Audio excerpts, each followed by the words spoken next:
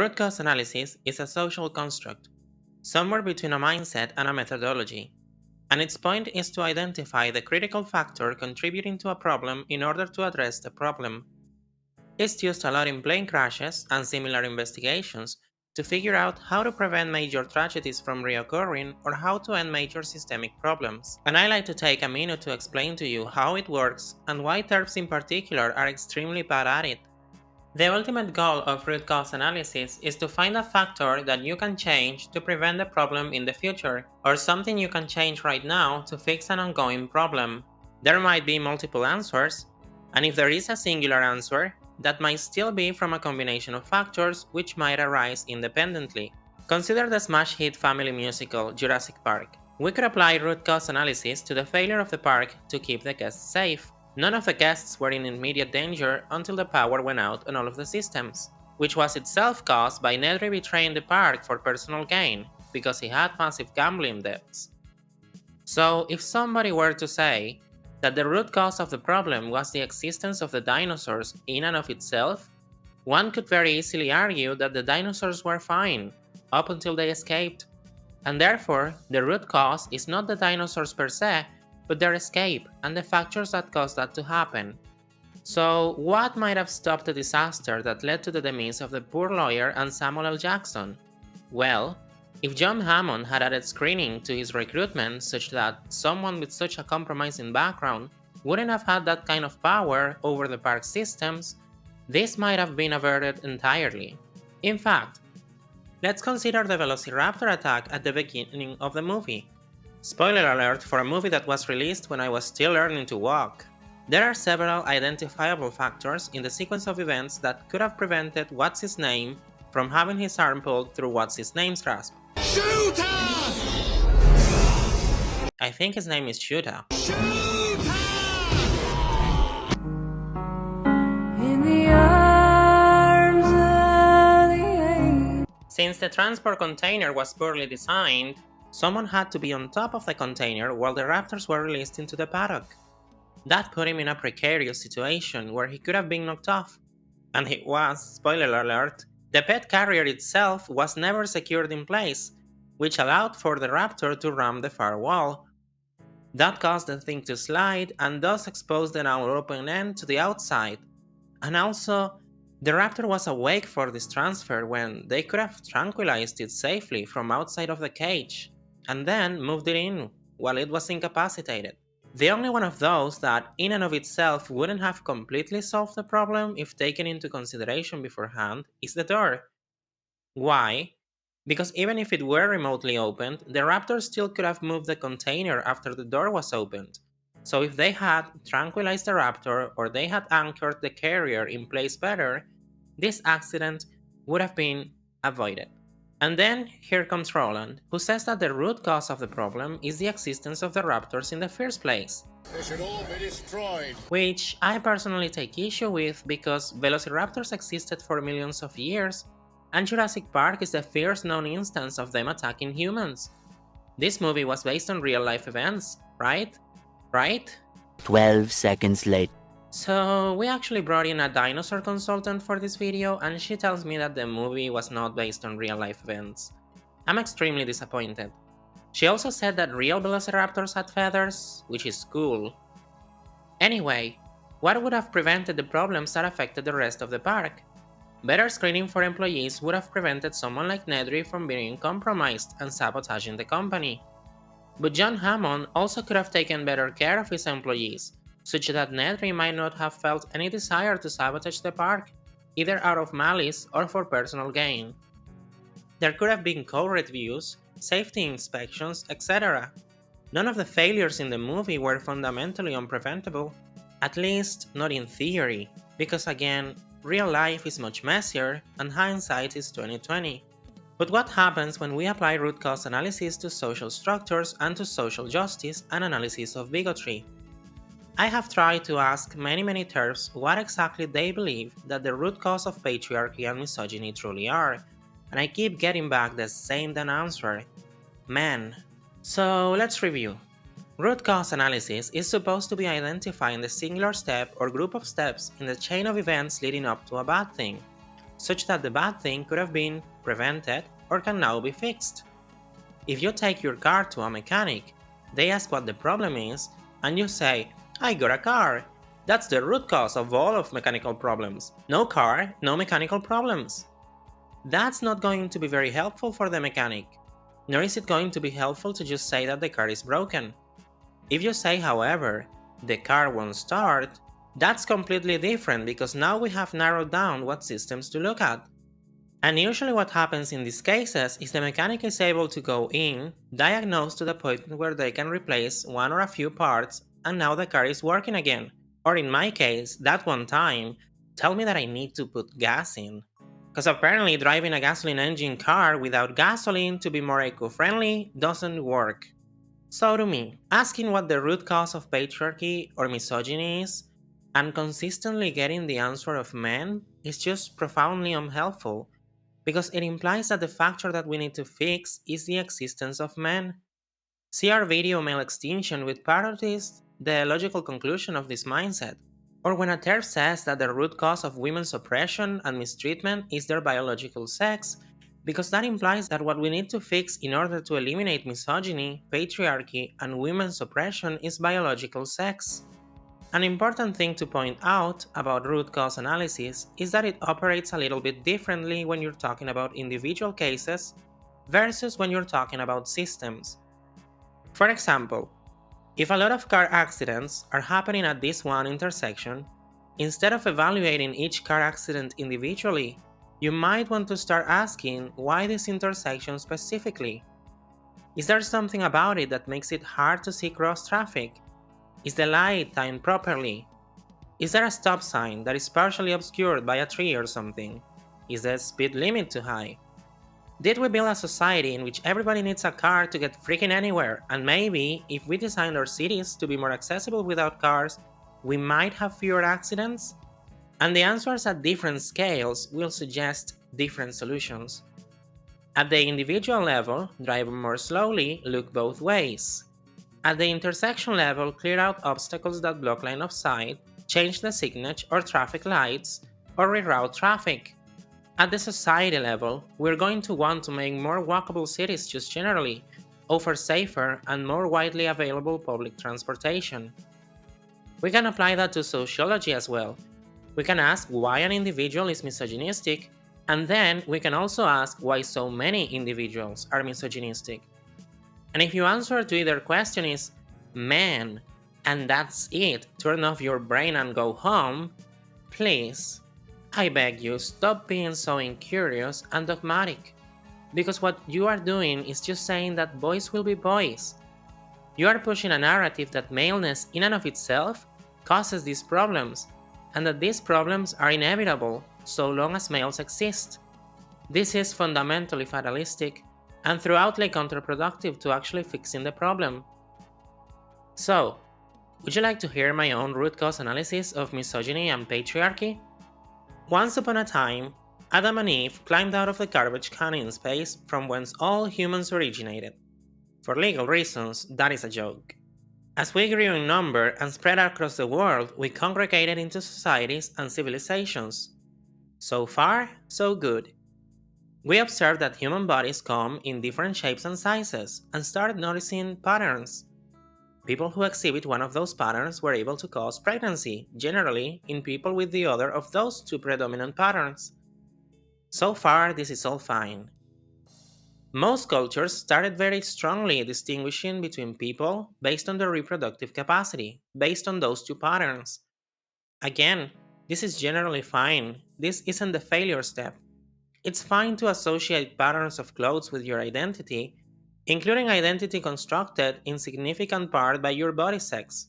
Then people started to notice that there were very strong behavioral trends highly correlated with these patterns, and observing these patterns was useful enough for producing and organizing families that the two binary gender identities emerged in virtually every culture.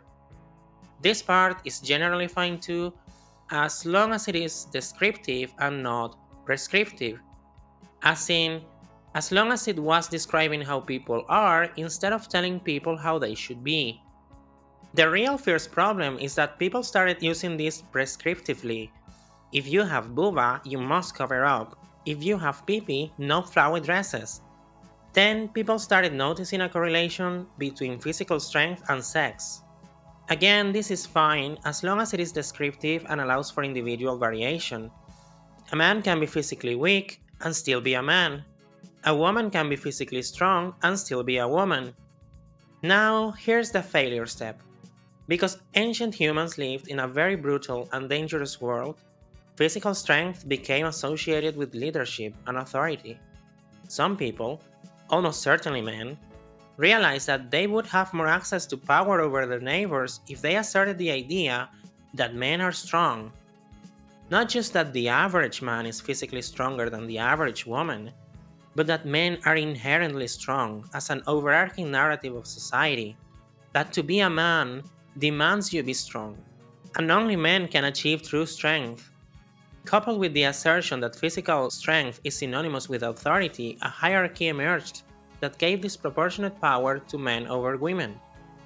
And that hierarchy kept compounding with more and more cultural markers that were enforced as hegemony. The logic was that we needed to be able to easily classify people by strength or reproductive capacity, so that teens could be married off to rich dudes.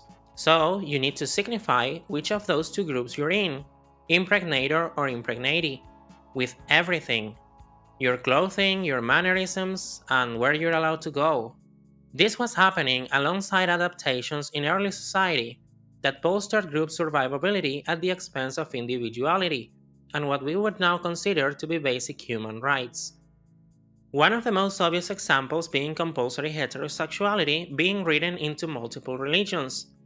At the time, the self preservation of society and human civilization depended on people having lots of children, so people were culturally pressured into effectively declaring their reproductive capacity in everything they did, from their clothing to where they were allowed to go, or work, or contribute. This was the original failure step. Now, you would be very correct to point out that this was thousands of years ago, and unless someone is willing to invent a time machine, we can't exactly corroborate details or fix that step. But again, root cause analysis can have multiple correct answers. The problem with misogyny isn't just that it started, the problem is that it's perpetuated and continued. And now we have to ask why it did those things. Because if we can stop it from continuing, then that's how we get to a state where there is no more misogyny, no more sexism, no more homophobia, and no more transphobia. So, why did these narratives perpetuate? That's a much more complicated answer, and there are lots of parts to it. One of the issues is just cultural inertia. We learn what we are taught, and when we are taught sexism, we have to unteach ourselves or it festers, which in turn takes a lot of examining these narratives and assumptions and attitudes, breaking them down, and collectively as a society working them out of our system. So even if someone were truly enlightened and knew all the answers to sexism, it would still take years and years and years to make everyone realize which ideas they hold are sexist and to unlearn them. Another major factor is hegemony. Once an attitude or a narrative is sufficiently prevalent, then people start enforcing it. Homophobic mistreatment is an emergent result of many people in society believing awful things about gay people and gay relationships. When it comes to sexism and society, one of the main contributors to its staying around is men hazing each other to be sexist and indoctrinating each other into patriarchy. As Bell Hooks said, the first act of violence that patriarchy demands of men is not unto women, but unto themselves. Patriarchy demands a sort of psychic mutilation where a boy is expected to cut out the emotional parts of himself, and if he does not, he can count on other boys and men to haze him into submission. And here's an important thing to take note of as well: men aren't the only people doing this. Women who are gender nonconforming will often be hazed by other women. In doing so, these women are unknowingly upholding patriarchy by doing the work of policing its subjects for it. And I say this not to blame women for misogyny or patriarchy, but to point out that patriarchy is a system that manipulates and exploits everyone who is subject to it. There are a lot of feminists, including a lot of trans inclusive feminists, who get very upset whenever someone points out that patriarchy exploits and abuses men, because they feel that mentioning this is downplaying how patriarchy most overtly targets and harms women. But don't worry, I've got a whole episode coming on that. But back to the root cause analysis. Why has patriarchy stayed around for so long? Basically, because it has trained people to preserve it by convincing them that various pillars of that structure are necessary for human survival. This is where you get the line, biology, not bigotry, which was used to reinforce compulsory heterosexuality, which is again a pillar of patriarchy. Today, we have even fringe evolutionary biologists arguing that the continuation of the human species is dependent on believing in a sex binary and going to absurd lengths of mental gymnastics to assert that this mentality is necessary, or else we will forget how sperms and excess works. Which is asinine, and so much of the objection to accepting gay relationships as valid and just as good as straight relationships has been the notion that if we embraced and celebrated relationships that didn't have the potential for reproduction without outside help, then babies would stop appearing. See this, which I stumbled on while we were finishing the script. The reason it's correlated with increased anxiety is because struggling with identity means you struggle with determining your responsibilities. A struggle to find your responsibilities is a struggle to find meaning in the world. Really? Do you think straight people have a responsibility, each individual having this separately from everyone else, to have children? Is this a responsibility gay people, such as myself, are exempt from? You have a responsibility to have children if you have the capacity to have children. Men have a responsibility to provide through discipline. Women have a responsibility to provide through care. It takes two to bear children. Sexual responsibilities are based on dichotomy. As if gay people can choose to have babies. We're just less likely to be attracted to the people that we can generally make babies with. Like, we have known about cops and turkey bastards for quite a while now. It's literally known as the turkey bastard method in medical settings. Side note, if they make enough that you have to use a whole turkey bastard, I'm going to need their phone number and if they're free on Saturday. Also, this chat kept going. What? Just because I'm gay, I'm not responsible enough with sexual relations. Men have a responsibility to have a relationship with women. If you're gay or you think you are a different sex, you likely struggle with where your place in a relationship is. And if you don't know your place, you don't know what you ought to do. Why does a man have a responsibility to have a relationship with women? And do women have any responsibilities to have relationships with women as well? Nah, because they are women. They have a responsibility to men. So, what do we do with the knowledge that misogyny is preserved by the belief that people must be categorized by their reproductive systems and that it is okay to make sweeping generalizations about people based on which reproductive system they presumably have? This is somewhere that trans liberation would actually be profoundly helpful, and why it is so infuriating that TERFs blame trans people for misogyny or accuse trans people of being part of patriarchy. Our existence as trans people is fundamentally in conflict with the goals of patriarchy. Patriarchy, again, relies on categorizing people by their reproductive systems, and trans people are by nature rejecting that categorization. Feminism relies on bucking the societal expectation for reproduction and rejecting gender roles, which again emerge to more easily distinguish people's reproductive function and establish a hierarchy based thereon. So we need to abandon the idea that you can or even should infer somebody's reproductive system, in part or in whole, at a glance, or that it's even any of your fucking business. We have to abandon the idea that a person's moral worth and what they can or should want to do in life is determined by their sex.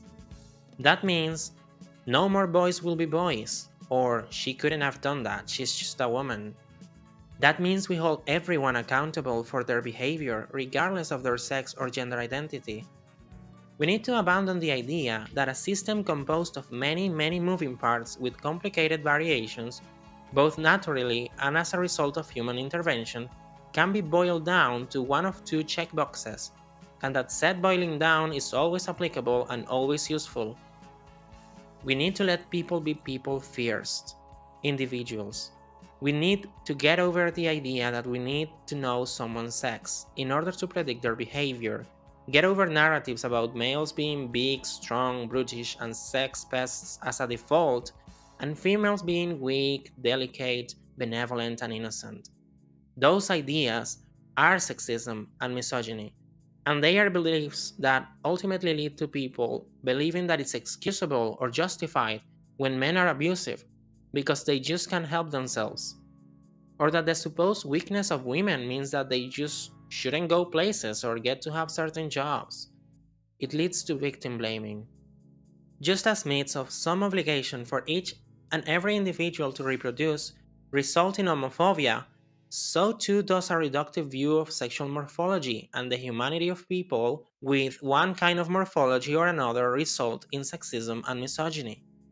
This is why feminists have coined the term benevolent misogyny to talk about sexism derived from narratives of women being delicate, precious objects, instead of individuals who might be strong or might not, who might be altruistic and kind, or might be selfish and cruel. The problem is sociological, not biological, and that means we can fix it without having to rewrite the human brain, which would be kinda hard and unethical as fuck anyway. We don't have to change our brains, but we do have to change minds. And seriously, patriarchy as we know it cannot survive trans liberation. How are men supposed to get special privileges when it respects as a man anyone who says they're a man? TERFs joke about identifying out of your oppression, but if trans liberation achieved this goal of nobody assuming anyone's sex or gender and just respecting their identity, then yes, oppression would have become literally impossible, because you would just identify out of it if it came your way. That's a good thing. Making it impossible to enforce bad systems is a good thing. The root causes of misogyny and patriarchy are a belief that people are fundamentally different beyond just their anatomy and probable gender identity based on sex. This includes believing that someone's decision making and motives are determined by sex. That's to say, boys will be boys, and that's not something an adult female would say. This upholds rape culture and benevolent misogyny. I believe that we need to define people based on reproductive capacity, or put people into the nearest one based on their anatomy at birth. This results in intersex phobia, including people thinking it's justified to perform unnecessary and harmful cosmetic surgery on infants without their consent, aka intersex genital mutilation, and needs to be abolished. As well, the emphasis on reproduction contributes to homophobia, compulsory heterosexuality, and social pressure to make babies, all of which are anti-feminists. I believe that we are entitled to know the sex and gender identity of everyone we interact with, such that people are harassed if they wear the clothes for the wrong sex. Yes, even TERFs do this. While claiming to want to eradicate gender roles and claiming that gender identity is nothing but gender roles, they harass cis men who wear heels because those men are, quote, appropriating our chains. If all of these three pillars of patriarchy are expunged from our collective conscious, then we'll have erased sex based oppression. We'll have achieved gay liberation, trans liberation, women's liberation. We'll even achieve men's liberation, a branch of feminism dissecting how patriarchy is harmful to men specifically, such as how homophobia most acutely targeted gay men, especially for violent hate crimes, which loads of terms conflate with MRAs who are not actually doing anything for men, just defending patriarchy. even as it fucks men over. They talk about male disposability and how masculinity is used to manipulate men into working to death on the corporate treadmill. But they don't actually do anything about that because doing so would require challenging normative ideas about what masculinity should look like, and MRAs are unwilling to do that. But men's liberation feminists are. They're teaching boys that it's okay to cry, that you don't have to be anyone else's idea of a man. You don't even have to be a man, regardless of whatever sex you were born with, but you can be, if that's what feels right to you. But hey, that's a whole other video. For now, let's just leave it at this. If you assert that the root cause of misogyny, of violence against women, is men, and that's all there is to examine, you are implying that we need to eliminate male or maleness in order to have a peaceful society. That the problem isn't bad cultural ideas and attitudes, but an immutable biology. If you assert that the root cause of female oppression is because of their sex, and that's all there is to examine, then you are asserting that the only way to fix this oppression is to alter what sex is, and failing that, we just have to accept it as inevitable. Miss me with both of those. I actually believe in humanity.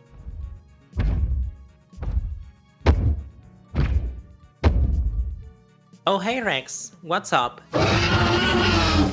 Your pronouns are he, him now? You change your sex, nature finds a way. Well, you heard the dinosaur. Trans rights or eye bites? Hi, my name is Jessie, and I am a trans woman living in Caracas, Venezuela. I am usually the Spanish translator for this channel, and in this video I am voicing CritFacts. You can follow me on Twitter, and I hope you've enjoyed the video. Please subscribe if you liked it, and see you next time. I hope you all have a wonderful day.